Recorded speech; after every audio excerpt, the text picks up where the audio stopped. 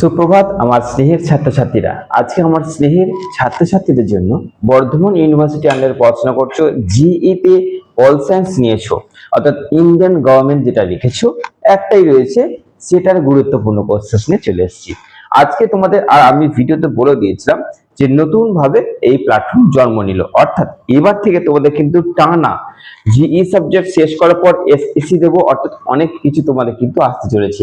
তবে আজকের এই যে জিই সাবজেক্ট সাজেশন স্টার্ট হয়ে গেল, তার আগে একটা প্রশ্ন করছি তোমাদেরকে, কমেন্টে অবশ্যই লিখে জানাবে যে তোমাদের কাছে কেন। প্রথম কথা হচ্ছে যে এসএন একাডেমি ছাড়া কি অন্য কোনো প্ল্যাটফর্ম আছে যেটাতে তোমরা ফলো আপ করছো বা যেটাকে তোমরা দেখছো বা কিছু একটা? যদি থাকে তো খুব ভালো জিনিস, কারণ কখনোই একটাই প্ল্যাটফর্মকে ফলো করা উচিত নয়, এটা আমি নিজে বলছি। 2 নম্বর কথা হচ্ছে, যদি কোনো এরকম স্টুডেন্টস থেকে থাকো যে না স্যার এসএন একাডেমিটাকে আমি ফলো করছি, তাহলে আমার প্রশ্ন হচ্ছে কেন করছো?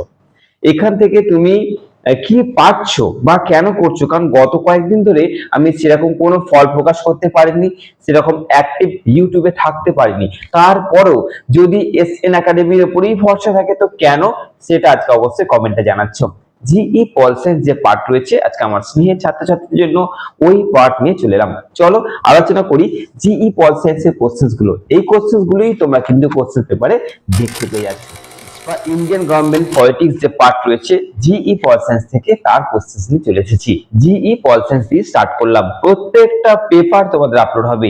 আমি বারবার বলছি, কমেন্টে লিখে জানাবে কেন এই প্ল্যাটফর্মকে তুমি এতটা ভালোবাসছো। ওকে, তো চলো শুরু করছি। প্রথম যে প্রশ্ন তোমাদের করতে হবে, দেখো এখানে কিছুটা অর দিয়েছি। অর দিয়েছি এই জন্য, অর মানে কি একটা কোশ্চেন সঙ্গে আরেকটা কোশ্চেন দিয়েছি। অর দিয়েছি এই জন্যই যাতে তোমরা কি হবে, যাতে তোমরা মানে যেহেতু লাস্ট সেমিস্টার এটা, হ্যাঁ প্রত্যেক লাস্ট সেমিস্টারে কিন্তু আমি একটু অর দিই, দরকার আছে, নচেত কিন্তু রিস্ক হয়ে যাচ্ছে।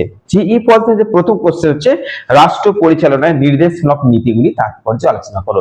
এইটা হচ্ছে আমার আদরের ছাত্রছাত্রীদের জন্য প্রথম প্রশ্ন। ওকে, মোস্ট ইম্পর্টেন্ট কিন্তু। 2 নম্বর প্রশ্ন, টিকা। দেখো টিকা দিয়েছি, খুব জোর হলে বোধ হয় দুটো বা একটা দিয়েছি। দেখো টিকা আছে শাসনতান্ত্রিক প্রতিবিধানের অধিকার আর একটা সাম্যের অধিকার, দুটো টিকা দিয়েছি, দুটো। এই দুটো তোমরা করতেই হচ্ছে, তোমাদেরকে করতেই হবে। ওকে, আচ্ছা 3 নম্বর প্রশ্নে টিকাটা কিন্তু মোস্ট ইম্পর্টেন্ট। 3 নম্বর প্রশ্ন কি আছে, কেন্দ্র ও রাজ্যের মধ্যে দেখো সম্পর্ক আছে। কি সম্পর্ক আছে আমরা জানি, যে প্রশাসনিক, অর্থনৈতিক এবং আইনগত তিনটে সম্পর্ক, এটা আমরা জানি ভালো করে। তোমাদের এখানে সব থেকে ইম্পর্টেন্ট হচ্ছে আইনগতটা। আইনগতটা তোমাদের কিন্তু বেশি জোর দিয়ে পড়তে হবে, তারপরে কিন্তু প্রশাসনিক আর অর্থনৈতিকটা অবশ্যই দেখে যেতে হবে। তোমাদের একটা কথা বলে দিচ্ছি, এই যে সম্পর্কটা রয়েছে না, আমি আমার স্টুডেন্টসদেরকে সেইভাবে করিয়েছি, আমি তোমাদের বলে দিচ্ছি। যদি ঠিক এইভাবে করতে পারো যে এমন একটা কোশ্চেন্স এর অ্যান্সার তৈরি করলে যে তিনটে সম্পর্ককে কভার করা যায় একটা উত্তরে, তাহলে কিন্তু সব থেকে বেস্ট হবে। আমি চেষ্টা করি ওইভাবেই করানোর, তোমরাও দেখে নেবে। ওকে, তাহলে কি বললাম কোশ্চেনটা, কেন্দ্র ও রাজ্যের মধ্যে প্রশাসনিক, অর্থনৈতিক, আইন মানে আরেকটা হচ্ছে আইনগত। আইনগতটা একটু বেশি করে দেখছো, আর প্রশাসনিক অর্থনৈতিকটা এবারে তো বললাম আমি অর দিচ্ছি এই জন্যই, তিনটেই হয়, তিনটেই দিচ্ছি কেন, লাস্ট সেমিস্টার, কিন্তু তার মধ্যে কোনটা বেশি করে দেখবে সেটা বলে দিলাম। নেক্সট কোশ্চেন হচ্ছে কি, ভারতীয় দল ব্যবস্থা প্রধান বৈশিষ্ট্য। এই কোশ্চেনটা তোমরা ধরে নাও 10-এ পেয়ে যাচ্ছ। ওকে, 10 নম্বর কোশ্চেন্সে পেয়ে যাচ্ছ। আচ্ছা, তারপর দেখো হাইকোর্ট, সুপ্রিম কোর্ট গঠন ও কার্যাবলী, এর মধ্যে সুপ্রিম কোর্টটা বেশি করে পড়ছো। ওকে, আর দুটোই, আমি দুটো কেন বললাম জানো তো, কারণ হাইকোর্ট, সুপ্রিম কোর্ট এর গঠন জায়গাটা একটুখানি আলাদা, কিন্তু কার্যাবলী ক্ষমতাগুলো প্রায় এক। মানে প্রত্যেকটা পয়েন্ট যদি একটু বুদ্ধি করে তুমি করতে পারো, প্রত্যেকটা পয়েন্ট একই একই উত্তরে তোমরা দুটোকে কভার করতে পারবে। মানে সুপ্রিম কোর্টের যা অ্যান্সার, হাইকোর্টের সেম অ্যান্সার, গঠনটা একটুখানি আলাদা, বাদ বাকি কিন্তু সবকটা একই হবে। ওকে, এটা মাথায় রাখবে, দুটো আলাদা করে পড়ার দরকার না। যদি এরকম যদি অ্যান্সার তৈরি করতে পারো যেখানে তোমরা একটা উত্তরে দুটো কভার করতে হবে, তাহলে দুটোই করে রাখবে। সুপ্রিম কোর্টটা বেশি ইম্পর্টেন্ট। আচ্ছা, এই নেক্সট হচ্ছে, কোন রাজ্যের রাজ্যপালের স্ববিবেচনা প্রসূত ক্ষমতা, স্বেচ্ছাধীন ক্ষমতা আলোচনা করো। দুটোই তোমাদের করতে হচ্ছে। নেক্সট কোশ্চেন করছো ভারতীয় সংবিধানের প্রস্তাবনার তাৎপর্য ও মৌল কাঠামোগুলি আলোচনা করো। ওকে, ভারতীয় সংবিধানে প্রস্তাবনার তাৎপর্য ও মৌল কাঠামোগুলি আলোচনা করো। নেক্সট কোশ্চেন তোমরা যেটা করছো ক্ষমতা ও কার্যাবলী। দেখো ক্ষমতা ও কার্যাবলীর মধ্যে প্রধানমন্ত্রী, লোকসভার যে অধ্যক্ষ বা স্পিকার, আর একটা হচ্ছে রাষ্ট্রপতি, এই তিনটাকে আমি রেখেছি, যার মধ্যে প্রধানমন্ত্রী এবং রাষ্ট্রপতি সব থেকে মোস্ট ভাইটাল এবং ইম্পর্টেন্ট। ওকে, আচ্ছা নেক্সট তোমরা কি করছো ভারতের গণপরিষদের গঠন আলোচনা করো। ভারতের গণপরিষদের গঠন আলোচনা করো। এবং লাস্ট কোশ্চেন তোমাদের রেখেছি, সেটা হচ্ছে রাষ্ট্রপতির ভিটো ক্ষমতা এবং সংবিধান সংশোধন পদ্ধতি আলোচনা করো।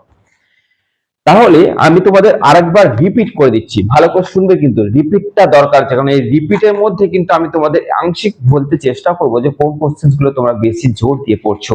রাষ্ট্র পরিচালনায় নির্দেশমূলক নীতি, একটাই কোশ্চেন, এটাই পড়তে হবে, প্রথমেই রেখেছি। নেক্সট টিকা, শাসনতান্ত্রিক প্রতিবিধানের অধিকার, সাম্যের অধিকার, এই দুটোর মধ্যে সাম্যটাকে একটু বেশি জোর দিয়ে দেখবে। জোর দিয়ে দেখবে বলতে গেলে আদার্স কিন্তু ফেলে দেওয়া যাবে না, মাথায় রাখবে। নেক্সট কেন্দ্র ও রাজ্যের মধ্যে প্রশাসনিক, অর্থনৈতিক, আইনগতকে জোর দিয়ে দেখবে। নেক্সট ভারতীয় দল ব্যবস্থা প্রধান বৈশিষ্ট্য, most important question. Next high court, supreme কোর্টের মধ্যে সুপ্রিম কোর্টটাকে দেখছো এবং সুপ্রিম কোর্টের অ্যান্সার দিয়ে হাইকোর্ট বানানো যাবে, গঠনটা একটুখানি দেখে রাখবে, গঠনটা। ওকে, আচ্ছা নেক্সট হচ্ছে কোন রাজ্যের রাজ্যপালের স্ববিবেচনা প্রসূত ক্ষমতা এবং স্বেচ্ছাধীন ক্ষমতা, এই দুটোর মধ্যে একটা আসছে, এটা কনফার্ম হয়ে যাচ্ছে 5 নম্বরে। নেক্সট ভারতীয় সংবিধানের প্রস্তাবনা তাৎপর্য ও মৌল কাঠামোগুলি আলোচনা করো। নেক্সট হচ্ছে ক্ষমতা কার্যাবলীর মধ্যে প্রধানমন্ত্রী আর রাষ্ট্রপতিকে বেশি জোর দিয়ে দেখছো, লোকসভা স্পিকার শেষে দেখে নিচ্ছ। ভারতের গণপরিষদের গঠন আলোচনা করো। এবং লাস্ট কোশ্চেন রাষ্ট্রপতির ভিটো ক্ষমতা, সংবিধানকে কি করে সংশোধন করতে হয় তার পদ্ধতি। এই হচ্ছে আমার স্নেহের ছাত্রছাত্রীর জন্য জিই পল সায়েন্স থেকে গুরুত্বপূর্ণ কোশ্চেন। আমার স্নেহের ছাত্রছাত্রীরা ভালো করে শোনো, জিই সাবজেক্ট স্টার্ট হয়ে গেছে, এটার পর এসইসি দেবো। এবার তোমাদের একটা কথা বলে দিচ্ছি, কেন এই প্ল্যাটফর্মটাকে বিশ্বাস করছো অবশ্যই কিন্তু জানাতে হবে, এটা আমার জানার খুব দরকার আছে। চলো দেখা হচ্ছে পরবর্তী একটা গুরুত্বপূর্ণ ভিডিওতে।